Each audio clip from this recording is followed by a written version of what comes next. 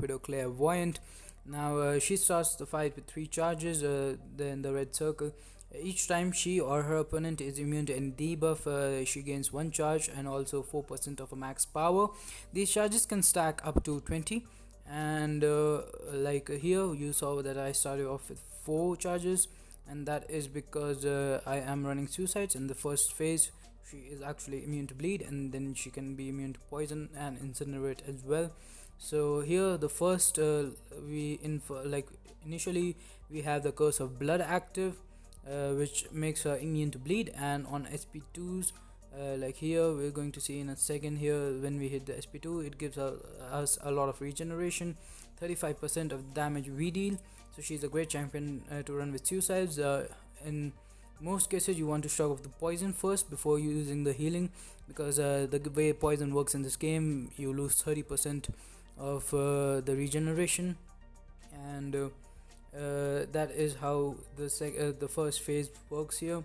Whenever opponent is immune to bleed, then if you use a heavy attack, you gain 3 charges, because the heavy attack puts 3 debuffs on the opponent. Like here we went from 4 to 7, and then here 10.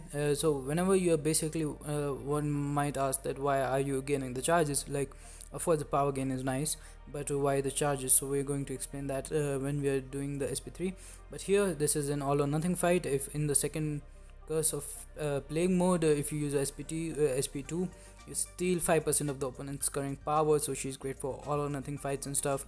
You are stealing the power, not just draining it, so you get to your special very quickly as well. And then here Captain Marvel is poison immune, so you go to the poison phase, you lose the poison from the suicide masteries, use heavy attack, gain a lot of power, gain the charges.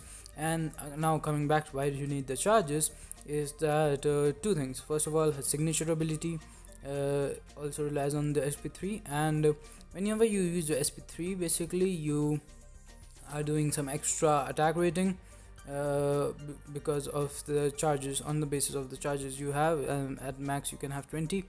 So, and all of them, you lose all of them on your SP3, and then you gain this death touch stuff that was beside curse of plague there. And while you have that active, if your clairvoyant is awakened, you can basically never die, and also regenerate 18% or something of your health. We're going to talk about her signature ability in detail later.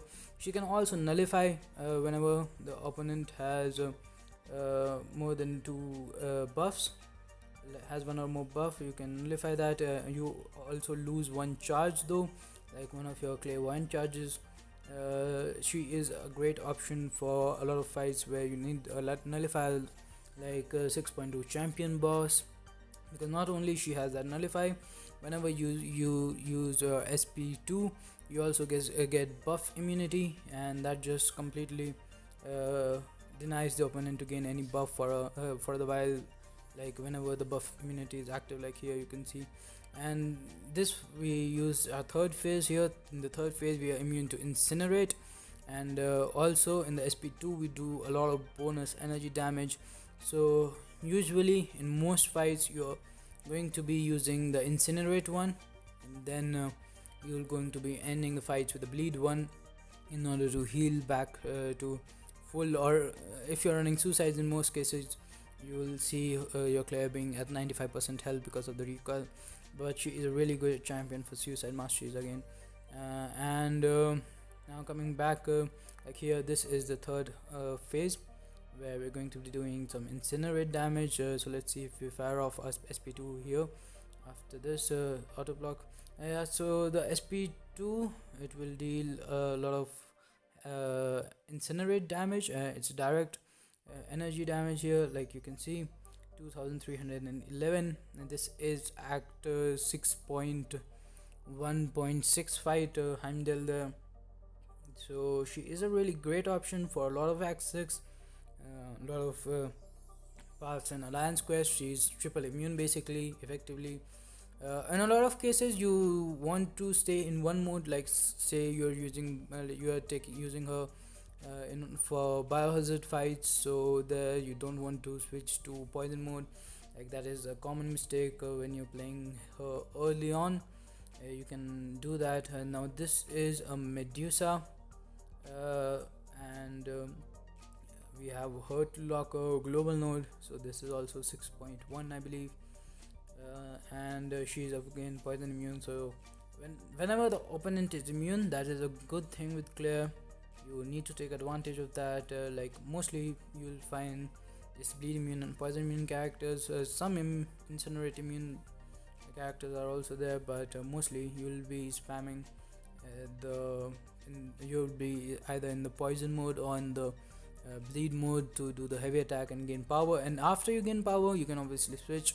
Like here we used the poison mode to gain some power, then we switched to incinerate, did a SP2, then now we'll be switching to bleed and finishing the fight off, so to get some healing.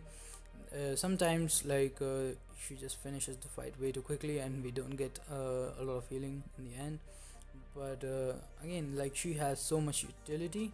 Like she is, I think, a better version of both the Rogue and Ghost Rider in so many ways. Like you can control what you want, and of course there are some fights like Power Sting. If the regular Power Sting debuff is always on you, then she loses a lot of her utility.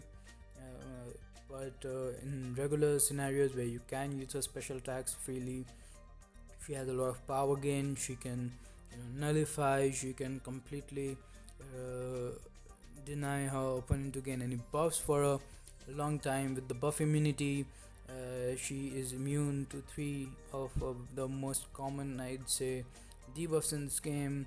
She can power steal, she can do some burst incinerate damage.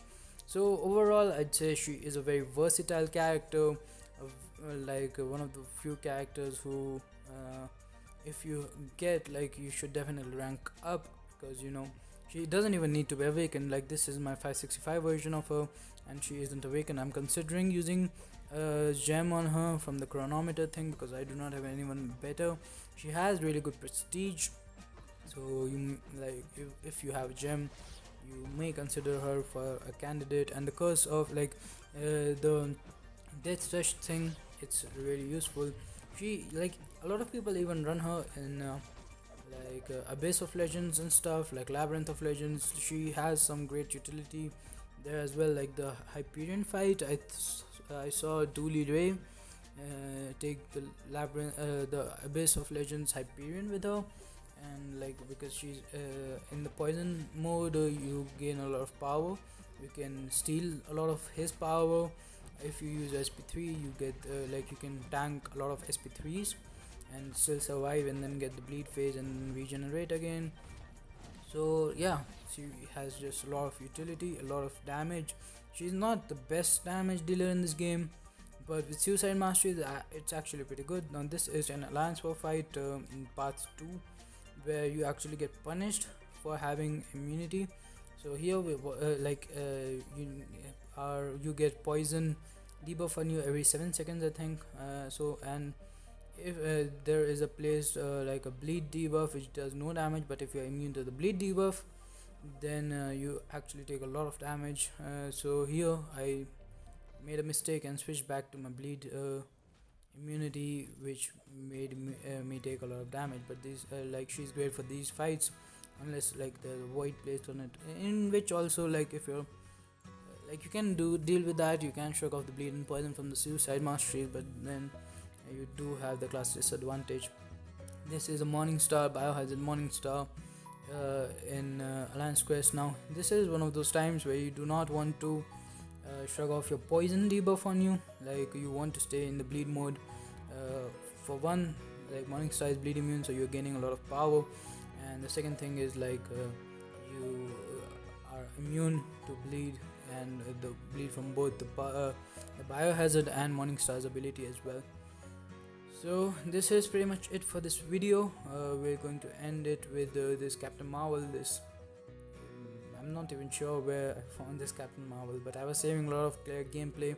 I was considering to make a video after I awaken her, but I figured that this is a good enough time. So thanks for watching. Hope you liked the video. Please like, comment, subscribe and share. Thanks for watching. Stay